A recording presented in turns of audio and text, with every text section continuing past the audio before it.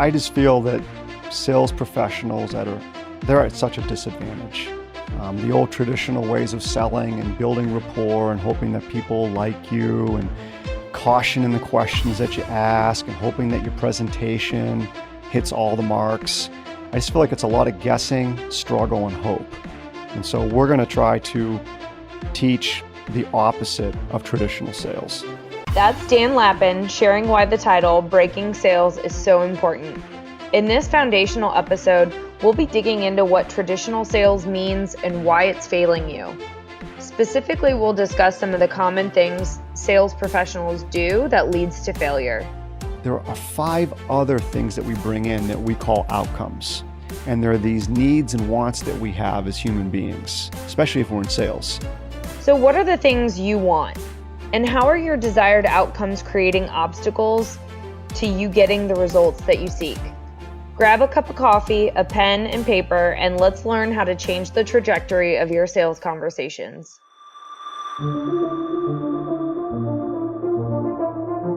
I'm Kylie Schmitz.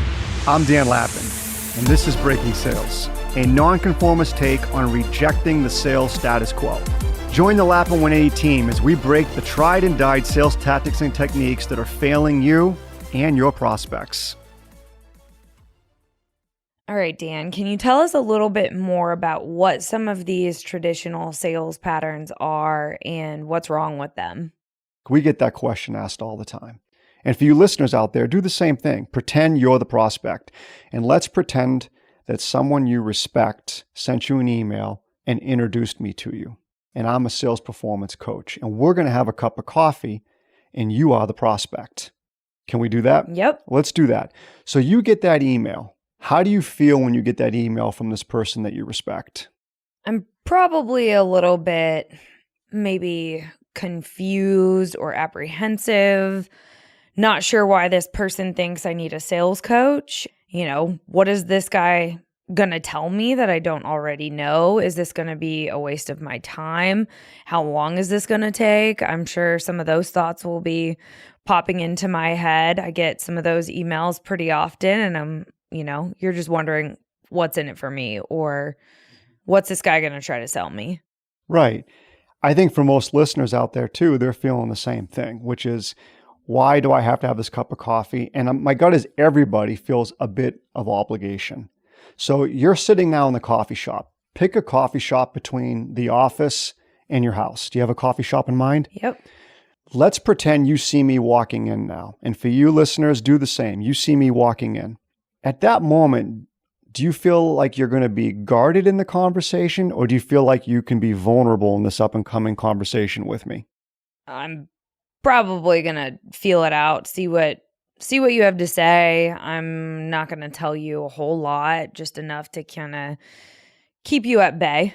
You're going to be more like, what's he all about? What's he looking for? How long is this going to last? You might even be thinking about all the things you have to do back at the office.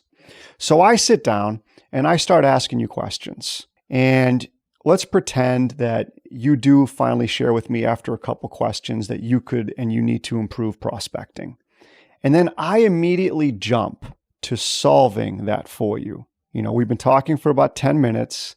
You mentioned prospecting, and I start telling you how we solve it for others. I start sharing some stories.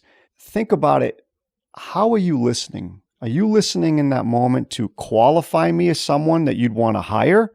I'm probably going to be listening to a little bit apprehensively still, because you're probably going to tell me I need to do something different.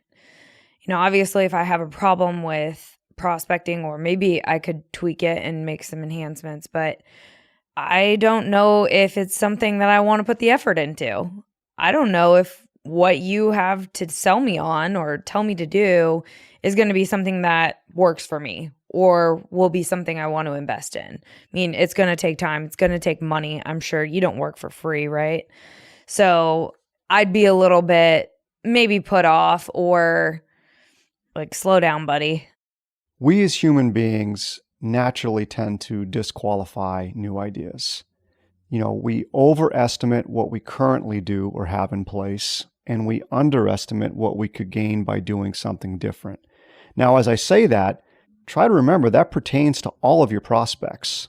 Every single one of your prospects, to some degree, when you first show up, they are going to overestimate what they currently have in place, and they're going to underestimate what they could gain by doing something new and different with you. That is human nature. So as Kylie's in this coffee shop with me, or you're in the coffee shop with me, even though I might be spot on in what I'm saying and how I can help you, you will still have that tendency to disqualify me. Because as soon as you can disqualify me, you're off the hook. You're off the hook from having to invest any more time and effort with me. You're off the hook with having to consider making a change. And most importantly, there's no hit to your ego. There's no hit to your pride. You don't have to admit that you could actually improve or get better, and you don't have to invest the time or the money. That's the power of disqualifying. It's what your prospects do to you all the time. And this cup of coffee, it's what you would do to me, especially if I jump too quickly to try to solve your problem and you haven't even figured out and decided if it's a problem worth solving yet. So that's one of the issues with sitting down, having this cup of coffee, and trying to share your expertise too quickly. But let's play it out a little bit different now, Kylie. Say we get through all that and I'm still talking to you about some examples, and then I start asking you some questions. When you're talking, can you tell when I'm listening to try to sell you or position my solution versus if I'm listening to try to genuinely help you? Can you tell the difference? Absolutely. I think a lot of times if I'm talking to a salesperson and they have a response ready to go and it has nothing to do with the answer that I've given, I can tell that they're just running through their process versus listening to actually learn what I have to say and understand my circumstances. Let me ask another question, Kylie, and I'll ask the listeners as well. When I sit down with you and I'm having that cup of coffee, how quickly can you tell I want and need something from you? I know that sounds weird, right? I just sat down. I might be building some little bit of rapport with you or whatever it might be. Right. Exchanging pleasantries. Once that's over with, I'd say pretty quickly, maybe a few minutes in. How can you tell? Like, what do you pick up? Because I'm not saying it. I'm not coming into that meeting and going, oh, by the way, Kylie, I need and want something from you. I hope we get a second meeting out of this conversation today. I'm not saying anything like that. So how can you tell? I don't know. It's just like a feeling. What I think of is a bad date. So if I'm on a date with somebody and I can feel like they feel like this is their one opportunity to find their soulmate, I'm going to feel like I'm dating or I'm on a date with a stage 5 clinger. It's just not a good feeling. It's like a needy feeling. Nobody wants desperation. It's not attractive. I love the example. When that happens, okay, I'm talking about the sales conversation versus the not stage. Not the bad date. Yeah, not the bad date. When you can tell I want and need something from you, again, I'm not vocalizing it, but you're picking it up. What does that do to your answers and your effort in answering the questions that I'm asking? I'm probably going to keep my answers pretty short because anything more is going to lead me down this path of exhaustion. You're going to sell me something or you're going to try to get something from me. It'll be exhausting. You're going to take too much of my energy. Kylie, you can tell I want and need something from you. Where would your trust level be at that point? Pretty low. I mean, if I feel like you're trying to get me somewhere or you want something from me, I don't trust that you have my best interests in mind. I trust that you're out to get something for yourself. What happens, again, to your answers and the effort you put into your answers then? They'll be short. My effort will be minimal. I'm just trying to get through this conversation at this point. So for listeners, think about it. I'm sitting across from you. You're in that coffee shop. I'm asking you questions. You can tell I want and need something from you. I want to find your pain or I want a second meeting. How do you feel in that moment? Do you feel defensive? Do you feel like guarded? Do you feel like you want to be vulnerable with me? Just think about it for a moment. How do you feel? You probably feel defensive. So Dan, this all seems very obvious, right? Like, don't do these things. But why do we do these things as salespeople? I'm guilty of it. I go in trying to pursue my agenda Why is this so hard? As salespeople, we're incented. We're incented to make the sale financially and other rewards as well, whether it's acknowledgement or whatever. And there's an immediate gratification. And most salespeople are hardwired to enjoy and seek that immediate gratification, which in some instances makes them really good at sales. But if it's unmanaged, it works against them. Like, I'll explain. Most salespeople will bring in 3 needs to every conversation with a prospect. I know I've been guilty of it. The one need is validation. Imagine, right? You spend 10 months trying to get an appointment with a C-suite, CEO, CFO, whomever, and now you're in front of them. You kind of want to validate yourself by sharing your expertise, letting them know what you do, how you do it. It creates a bias. You want to make sure that you're able to, again, validate your expertise. It's something you need and want. It may not have anything to do with what the prospect needs and wants. The other thing that we bring in is we bring in this pressure. It could be quota, performance. It could be something that's put on us by our boss. It could be what we put on ourselves. The need to perform, the need to win, the need to meet quota, hit a budget. And we bring that in. And we also bring in the idea of reward again. Hey, if this meeting goes really well, I'm going to hit my number. If I hit my number, I'm going to make the trip. Or if I hit my number, my compensation is going to go from X to X plus Y. Those are things that are conscious and subconscious that we bring in if we're not careful. Continuing, there are 5 other things that we bring in that we call outcomes. And there are these needs and wants that we have as human beings, especially if we're in sales.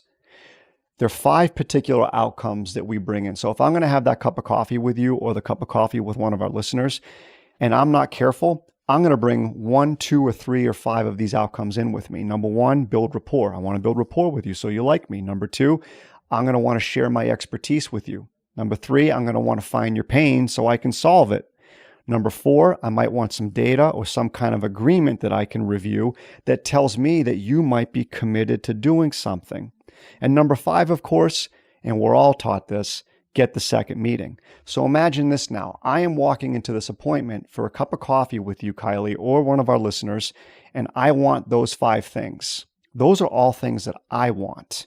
And it's going to be and create biases on my part because I'm only going to listen for things that get me those things that I want. I'm only going to ask questions that sets me down the path in my head to get me those things that I want. Now, you as the prospect, though, right? You're going to come into the meeting and you've got your own biases. Number 1, you got pride and loyalty. So let's say we go back to the prospecting example.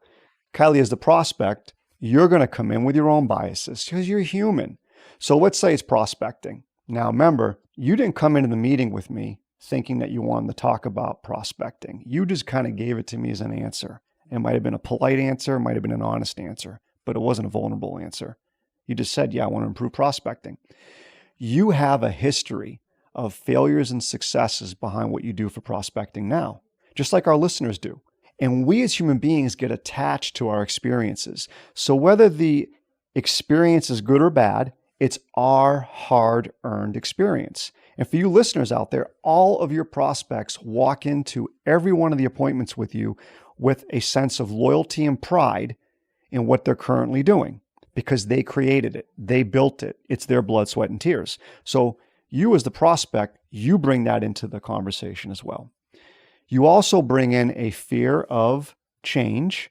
As we said earlier, human beings have an innate uncertainty and fear of change. We overestimate what we currently do to keep us safe, and we underestimate what we could gain by doing something different, again, to keep us safe. But let's say we can even debate change. As human beings, a prospect also brings in this thing called fear of failure. What if I do change?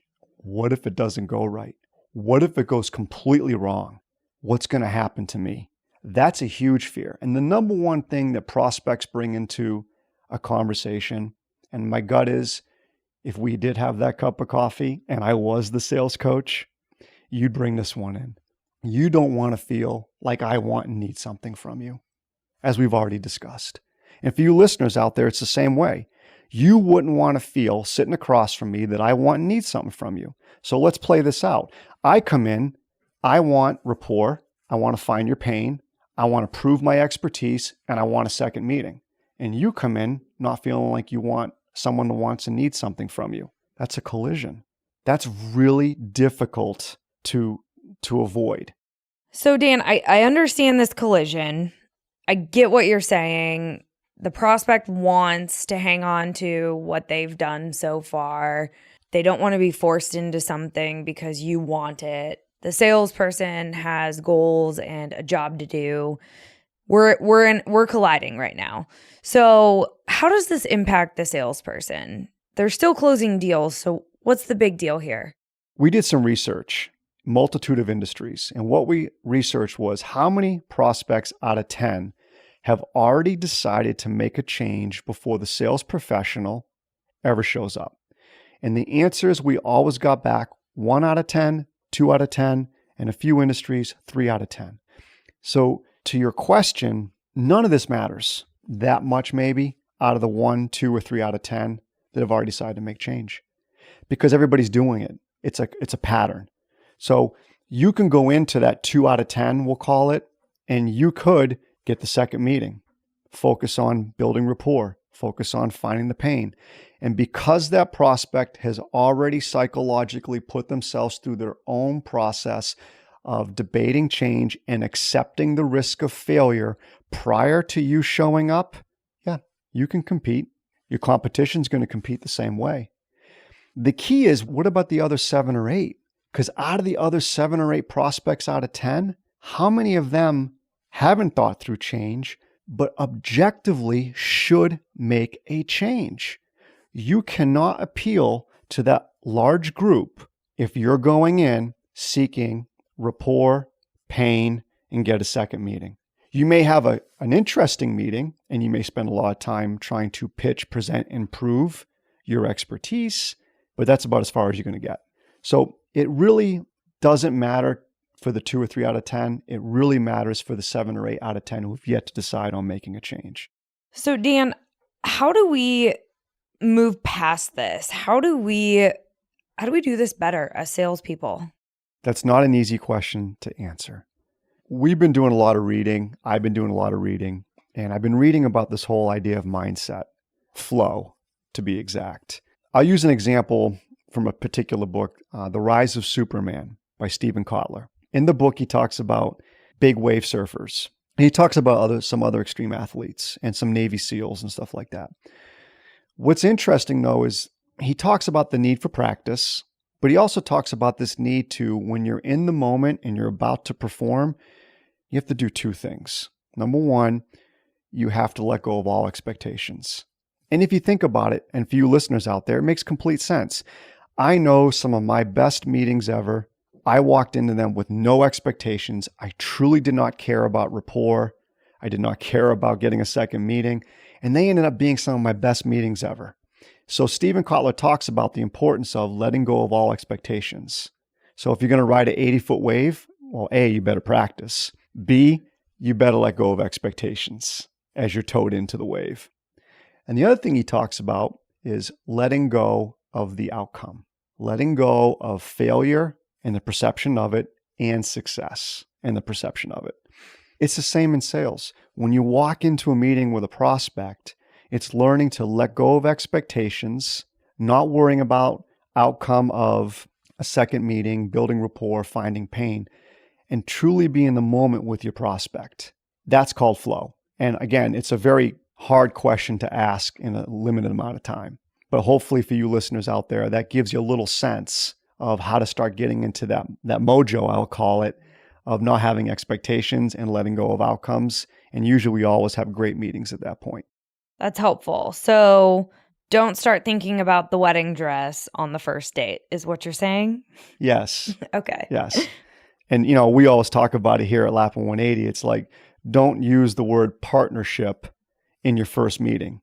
You know, there's always that rule about love, right? Everybody knows it. Don't be the one to say, I love you first. It's kind of like that in sales too, which is don't be the one to mention partnership first, you know, because you're jumping way ahead. Yeah, cart before the horse. You got it. If I'm in that cup of coffee with you and I'm talking about a partnership and this is the first time you've ever met me, I'm like a stage 4 clinger, Yeah. correct? Yeah. Soon to be stage 5. Right. You're getting there. Right. I'm getting there. Yeah. So I'm thinking back to some of my prospect meetings. There was a significant shift once I came over here and learned some of these techniques that you're talking about. Before I went in thinking about myself and my need to hit my goals and make money for the company. I had a job to do, right? When I made the shift and let go of the need to perform and hit goals, I started actually hitting them. So I don't know what it was and what changed for me, but I stopped focusing so much on the result and just stayed present and listened to them and what they had to say. Is this what you're talking about? So if you had to articulate what skills changed for me or improved, what were those? You've seen it from the outside looking in.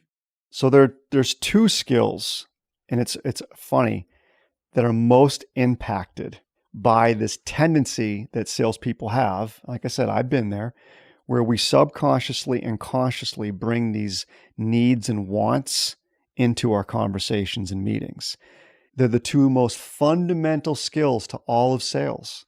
It impacts our listening and our asking questions. So think about it. If I want a second meeting with you over that cup of coffee, I want to validate myself and prove to you what an expert I am on prospecting. I am only going to listen for the things that I want to hear. And those things that I want to hear are what align with me sharing my expertise, telling my story, finding your pain, and getting a second meeting. So I'm only listening for what I want to hear, not what I need to hear. And we all know in sales, we're all taught from day one, the most important skill is listening. And then it has a direct correlation to the second skill that we're all taught, which is learn how to ask great questions. But again, if I want to get a second meeting, that's all I'm focused on. Or if I want to find your pain and solve it, and that's all I'm focused on, I am only going to ask you questions that align with me reaching those outcomes. I'm not going to ask you anything that might risk me not getting those outcomes. So the 2 most important skills, listening and asking questions, are completely impacted when we go into these meetings chasing or hoping for certain outcomes. So the shift you're talking about, Dan, it's a lot of hard work, just from my experience. So what's the advantage? Yes, Kylie, there is a shift. It's letting go of the outcomes. It's not having expectations. As crazy as that sounds, because none of us have been taught that, but it is doing that. And think about it. When you can walk into a meeting with a prospect, that same prospect that your competition is going to be meeting with, and you walk in and you're not searching for an outcome, you're not clinging to it, you're not trying to find the pain, you're not trying to purposely build rapport and hoping they like you, and you're not striving and pushing and struggling and hoping that you get that second meeting, guess what? You will listen different. You'll pick up different words. You'll pick up different expressions. It'll put you in a position to ask second, third, and fourth level questions, which will help you learn more than your competition. You'll ask different questions at different times. Think about it this way. The better you listen, typically, the better you ask questions, and the more questions you ask, the more you learn. So it is a competitive advantage. When you learn to put outcomes to the side, you create a learning advantage for yourself because you're listening at a deeper level, not for just what you want to hear, but what you need to hear. And you're asking questions that are second, third, and fourth level while your competition is still struggling with the outcome. So we just talked about a lot, and I want to make sure that you guys listening bookmark this episode. It's going to be incredibly foundational to what's to come throughout the rest of the podcast as we talk to Dan some more, maybe some of the coaches that we're going to have on the show, and some special guests. So hang on to this one and reference it as many times as you need to. All right, we're going to shift gears real quick. We have a segment called Change the Conversation, where we are going to bring real examples of some sales outreach that we have received or someone within our network has received. These are verbatim, the messages, and we've changed the names and the company titles to protect the privacy of the people involved. Dan, I'm going to read through these messages and I'm going to pause so that we can get some of your gut reactions for these thoughts. All right, first message. Kylie, we appear to know the same people whom I respect. So I was intrigued when your profile was presented to me. Based on the quality of our mutual associations, I'd like to get to know you as well. Please accept my invitation. So my gut reaction is it's not bad. It seems a little bit scripted, but it's not bad. You know, he's not making any promises to you. He's not necessarily asking for anything at this point, except for maybe to get to know each other, which is understandable. So it's not a bad starting point.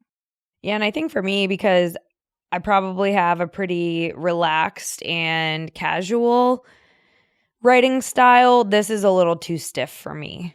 That's just me. And I could sense that, and I could feel that too. Okay, so next message comes 3 days later. Hi, Kylie. Thanks for connecting. I look forward to building a professional relationship and to see if there's anything the company or I can help you with. I would love to chat. Please check out our website at www.companyabc.com, and I look forward to speaking with you soon. Thanks. So this one's loaded with some things I think this person should change. Number one, 3 days later, he's now reaching out to you. He's at least a stage 3 clinger at this point, correct? Yeah, I think so. Right. Additionally, he brings up relationship. That's kind of like the word love, where, you know, the rule is don't be the first one again to say I love you. Well, especially not after 3 days. After 3 days, he's talking about building a relationship with you. He's also telling you what he wants. He would love to get to know you, love to spend some time with you. That's all about him. That's right away, he's telling you that this interaction he's trying to have with you is about him, not you. So I think the biggest issue, once again, though, is, 3 days and now he's asking for something. Yeah. And also telling me to go check out the website. Why?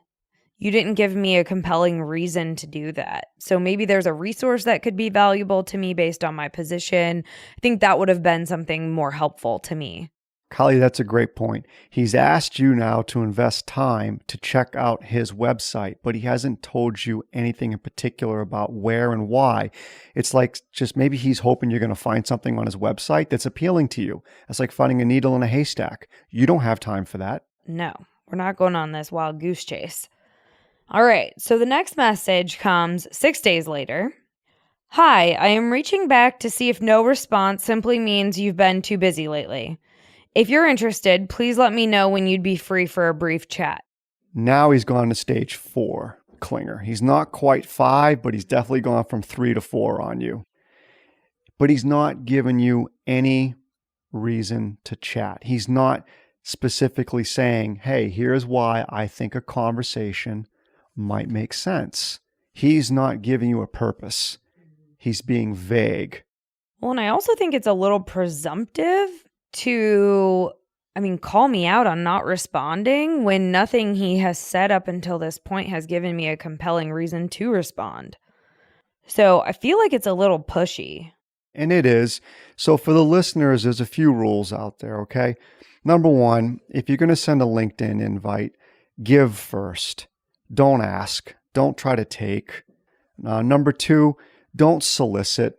Whether you solicit a day after or 3 days after, do not solicit. Wait a few weeks. Wait a month. All right? And then probably number 3 advice I would say is, again, make it about the prospect and be specific in what you're asking them to look at or why you're asking to connect and talk. Great. Thanks, Dan. Appreciate the insight. And hopefully you guys have some helpful tips to change your conversations. So, Dan, just trying to tie this back into what we've just talked about. In this messaging, you can definitely tell that this salesperson is promoting their own agenda.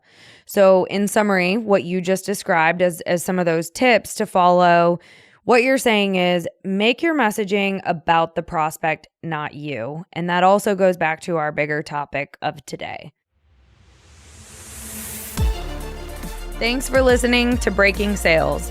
If you want to get engaged with us outside of this podcast, be sure to go to our website, lappin180.com. That's LAPPIN180.com. And there you'll find information on upcoming workshops, different events we're doing throughout the United States, ways to engage with us on social media, as well as a form where you can suggest topics or guests for the podcast. We want to hear from you, so don't be shy. Kylie out. All right. Do we have another episode?